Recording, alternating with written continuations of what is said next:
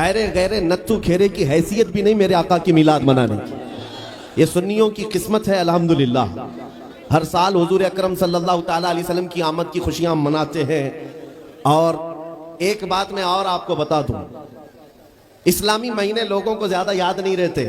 محرم, صفر, ربیع الاول, ربیع الاخر, جنوری, فیبروری, مارچ, یہ ساری چیزیں تو یاد رہ جاتی ہیں.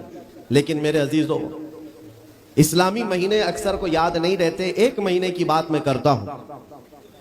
اجنبی آدمی بھی سنیوں کے محلے میں چلا جائے پتہ چل جائے گا کہ ربیع الاول چل رہا ہے. اور محلوں پہ نہیں, اگر چہرے بھی دیکھ لے تو پتہ چل جائے. کیوں؟ اس ماہ مبارکہ کو ہمارے نبی پاک سے نسبت ہے. اور جب ربیع الاول شریف کا مہینہ آتا ہے, سنیوں کے ہاں خوشحالیاں بڑھ جاتی ہیں اور خوشیوں میں جھومتے ہیں. ہر جگہ سے جلوس نکلتے ہیں اور حضور کی تعریف, قصیدے ہر جگہ چلتے رہتے ہیں. اسی کو شاعر نے کہا تھا, نثار تیری چہل پہل پر ہزاروں عید ربیع الاول, سوائے ابلیس کے جہاں میں سبھی تو خوشیاں منا رہے ہیں. ایکو بند کر دو. سوائے ابلیس کے جہاں میں سبھی تو خوشیاں منا رہے ہیں. عزیزان گرامی وقار, بعض تو یہ کہتے ہیں کہ میلاد کے لیے دلیل کہاں ہے, اس کا ثبوت کہاں ہے, آپ میلاد مناتے رہتے ہیں. ان کمبختوں کو پتہ کیا ہے, آغاز سے اخیر تک قرآن ہے نعت مصطفیٰ. محبوب کے بیان کا کیسا انوکھا ڈھنگ ہے. اللہ کریم نے اپنے حبیب پاک صلی اللہ علیہ وسلم کا ذکر فرمایا ہے, اور میلاد ہوتا ہی ہے حضور کے ذکر کے لیے.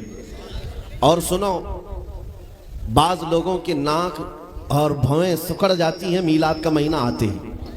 کچھ کے تو پیٹ میں درد دور سے شروع ہوتا ہے. جب تک ربیع الاول کا مہینہ جاتا نہیں کڑن زیادہ ہونے لگتی ہے. لیکن سنیوں کا ہر بچہ پکار پکار کر کہتا ہے, آئی نئی حکومت سکہ نیا چلے گا, آئی نئی حکومت سکہ نیا چلے گا. عالم میں رنگ بدلا صبح شب ولادت.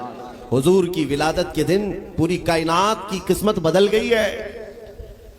ان کمبختوں سے میں کہتا ہوں, حضور کی میلاد منانے کے لیے دلیلیں مانگتے ہو, اور تمہارا چور بیٹا پیدا ہوتا ہے تو ہر سال برتھڈے مناتے ہو. تمہارا بیٹا جب بڑا ہونے لگتا ہے ہر سال کیک کاٹتے رہتے ہو. پتہ نہیں بڑا ہو کر ڈاکو بنے گا کہ چور بنے گا, پتہ نہیں ہے, لیکن ہر سال دھوم دھام سے برتھڈے منایا جاتا ہے. اور جو رب العالمین کا سب سے پیارا محبوب دنیا میں آیا, آمینہ کا لال, ہم سبوں کی گردنوں کا مالک محمد الرسول اللہ صلی اللہ علیہ وسلم, اس دن تو میرے عزیزو پوری کائنات خوشیوں میں تھی. تمہارے حصے میں خوشیاں نہیں آئی ہیں تو تمہیں اپنی نسل کا پتہ پوچھنا چاہیے. وجہ کیا ہے؟ کسی صاحب نے ایک شوشہ چھوڑا کہ حضور جب پیدا ہوئے تھے مکہ میں تو مکہ میں خوشیاں منائی نہیں گئی تھی. یہ آج کے بریلویوں نے شروع کر دیا. لوگوں نے یہ بتانا شروع کیا, حضور جب پیدا ہوئے تھے مکہ میں اس وقت تو میلاد نہیں منائی گئی تھی, یہ آج سے شروع ہو گیا ہے. میں ان سے کہتا ہوں, مکہ میں جب حضور پیدا ہوئے تھے تب ایمان والے نہیں, کافر ہی کافر تھے. سب کون تھے؟ کفار و مشرکین تھے, سوائے آپ کے دادا اور آپ کی والدہ کے. لیکن خوشیاں منانا ایمان والوں کا حصہ ہے, کافروں کا نہیں.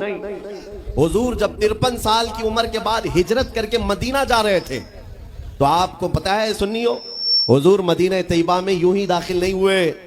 مدینہ طیبہ میں جب حضور تشریف لا رہے تھے, گھر گھر سے بچے, جوان, بوڑھے, عورتیں, مرد سب راستوں پر کھڑے ہو گئے تھے اور حضور کا والہانہ استقبال کیا تھا. طلع البدر علینا من ثنیات الوداع وجب الشکر علینا ما دعا للہ داعی. یہ مدینے کی چھوٹی بچیاں دف بجا کر کے استقبال کر رہی تھی میرے نبی پاک کا. میں یہ کہتا ہوں مدینے والوں کی قسمت میں تو تھا حضور کی آمد کی خوشیاں منانا. وہ کیا کہہ رہے تھے؟ طلع البدر علینا من ثنیات الوداع, جس کا مطلب سمجھو اے نوجوانوں, مدینے کی بچیاں کہہ رہی تھی ثنیۃ الوداع کی گھاٹی سے ہم پر 14ویں کا چاند طلوع ہو گیا ہے, اور اللہ کی طرف بلانے والا رسول اب ہمارے درمیان آ گیا ہے. یہ کہہ کر کے بچے خوشیاں منا رہے تھے. میں یہ کہتا ہوں, آج جن لوگوں کو دلیل, ثبوت, فلاں ڈھکاں یہ سب چیزیں میلاد میں یاد آتی ہیں, ان سے میں کہتا ہوں مکہ کے کفار کی قسمت تمہیں مبارک, مدینے کے عاشقوں کی قسمت ہمیں مبارک.